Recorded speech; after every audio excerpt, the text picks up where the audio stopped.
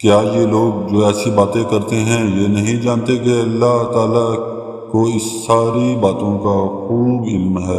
جو وہ چھپاتے ہیں اور جو وہ ظاہر کرتے ہیں۔ اور ان میں سے کچھ لوگ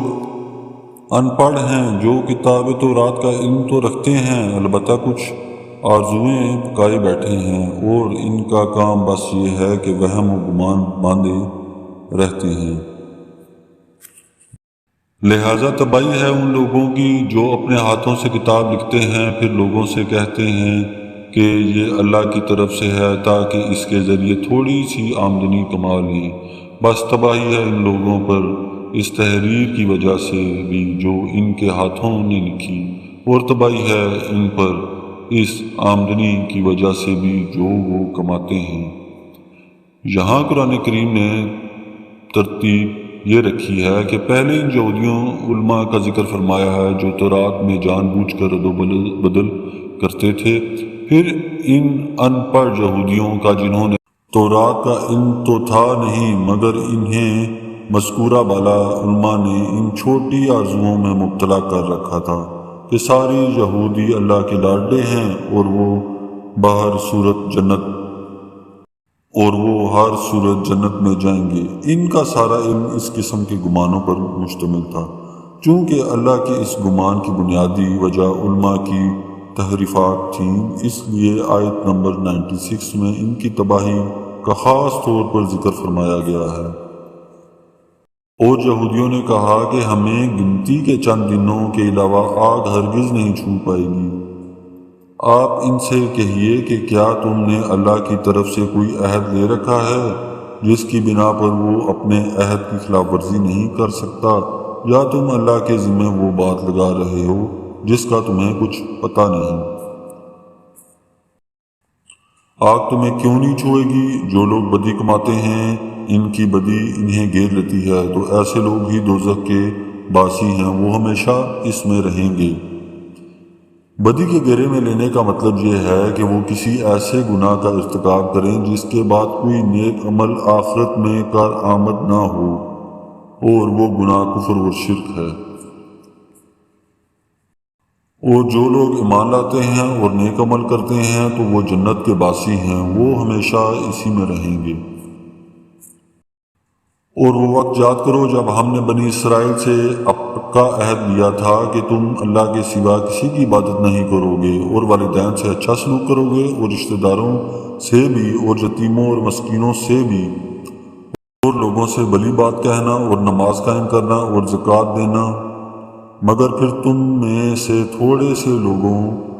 کے سوا باقی سب اس عہد سے منہ موڑ کر پھر گئے۔ اور یاد کرو جب ہم نے تم سے پکا عہد لیا تھا کہ تم ایک دوسرے کا خون نہیں بہاؤ گے، اور اپنے آدمیوں کو اپنے گھروں سے نہیں نکالو گے، پھر تم نے اقرار کیا تھا اور تم خود اس کے گواہ ہو۔ اس کے بعد آج تم ہی وہ لوگ ہو کہ اپنے ہی آدمیوں کو قتل کرتے ہو، اور اپنے ہی میں سے کچھ لوگوں کو ان کے گھروں سے نکال باہر کرتے ہو، اور ان کے خلاف گناہ اور زیادتی کا ارتکاب کر کے ان کے دشمنوں کی مدد کرتے ہو، اور اگر وہ دشمنوں کے قیدی بن کر تمہارے پاس آ جاتے ہیں تو تم ان کو فدیہ دے کر چھڑا لیتے ہو، حالانکہ ان کو گھر سے نکالنا ہی تمہارے لیے حرام تھا۔ تو کیا تم کتاب تورات کہ کچھ حصے پر تو ایمان رکھتے ہو اور کچھ کا انکار کرتے ہو؟ اب بتاؤ کہ جو شخص ایسا کرے اس کی سزا اس کے سوا کیا ہے کہ دنیاوی زندگی میں اس کی رسوائی ہو، اور قیامت کے دن ایسے لوگوں کو سخت ترین عذاب کی طرف بھیج دیا جائے گا، اور جو کچھ تم عمل کرتے ہو اللہ اس سے غافل نہیں ہے۔ اس کا پس منظر یہ ہے کہ مدینہ منورہ میں یہودیوں کے دو قبیلے آباد تھے، بنو قریظہ اور بنو نصیر۔ دوسری طرف بت پرستوں کے بھی دو قبیلے تھے، اویس اور خزرج۔ قریظہ کی دوستی اویس قبیلے سے تھی اور بنو نصیر کی خزرج سے تھی۔ جب اویس اور خزرج آپس میں لڑائی ہوتی تو قریظہ اویس کا ساتھ دیتے اور بنو نصیر خزرج کا۔ نتیجہ یہ کہ یہودیوں کے دونوں قبیلے بالواسط ایک دوسرے کے مقابل آ جاتے، اور ان لڑائیوں میں جہاں اویس اور خزرج کے آدمی مارے جاتے وہاں قریظہ اور نصیر کے یہودی بھی قتل ہوتے۔ یا اپنے گھروں سے نکلنے پر مجبور ہوتے۔ اس طرح اگرچہ بنو قریظہ اور بنو نصیر دونوں قبیلے یہودی تھے، مگر وہ ایک دوسرے کے دشمنوں کی امداد کر کے آپس میں ایک دوسرے کے قتل، اور یہاں اگر کوئی یہودی دشمن کے ہاتھوں قید ہو جاتا تو وہ سب مل کر اس کا فدیہ ادا کرتے اور اسے چھڑا لیتے، جس کی وجہ سے بیان کرتے تھے کہ ہمیں تو رات نے حکم دیا ہے کہ اگر کوئی یہودی دشمن کی قید میں چلا جائے تو اسے چھڑوائیں۔ قرآن کریم فرماتا ہے کہ جس تو رات نے یہ حکم دیا ہے اسی نے یہ حکم بھی تو دیا تھا کہ نہ ایک دوسرے کو قتل کرنا، نہ ایک دوسرے کو گھر سے نکالنا۔ ان احکام کو تو تم نے چھوڑ دیا اور صرف فدیہ کے حکم پر عمل کر لیا۔ یہ وہ لوگ ہیں جنہوں نے دنیاوی زندگی کو آخرت کے بدلے خرید لیا ہے، لہٰذا نہ ان کے عذاب میں کوئی تخفیف ہوگی، نہ ان کی مدد کی جائے گی۔ اور بے شک ہم نے موسیٰ علیہ السلام کو کتاب دی اور اس کے بعد پے در پہ رسول بھیجے، اور ہم نے عیسیٰ ابن مریم کو کھلی کھلی نشانیاں دی اور روح القدس سے ان کی تائید کی۔ پھر یہ آخر کیا معاملہ ہے کہ جب کبھی کوئی رسول تمہارے پاس کوئی ایسی بات لے کر آیا جو تمہاری نفسانی خواہشات کو پسند نہیں تھی تو تم اکڑ گئے، چنانچہ بعض انبیاء کو تم نے جھٹلایا اور بعض کو قتل کرتے رہے۔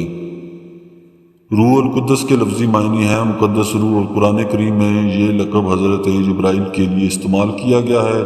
دیکھیے سورۃ نحل 102:16۔ حضرت عیسیٰ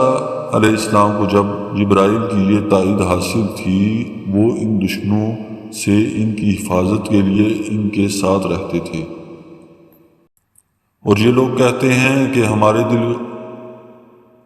غلاف میں ہیں، نہیں بلکہ ان کے کفر کی وجہ سے اللہ نے ان پر پھٹکار ڈال رکھی ہے، اس لیے وہ کم ہی ایمان لاتے ہیں۔ ان کے جملے کا مطلب یہ بھی ہو سکتا ہے کہ وہ اپنی شیخی بگاڑتے تھے کہ ہمارے دلوں پر ایک حفاظتی غلاف ہے جس کی وجہ سے کوئی غلط بات ہمارے دلوں میں گھر نہیں کر سکتی، اور یہ مطلب بھی ممکن ہے کہ وہ مسلمانوں کو اپنے آپ سے مایوس کرنے کے لیے طرزہ یہ کہتے تھے کہ آپ تو بس یہ سمجھ لو کہ ہمارے دلوں پر غلاف چڑھا ہوا ہے اور ہمیں اسلام کی دعوت دینے کی فکر میں نہ پڑو۔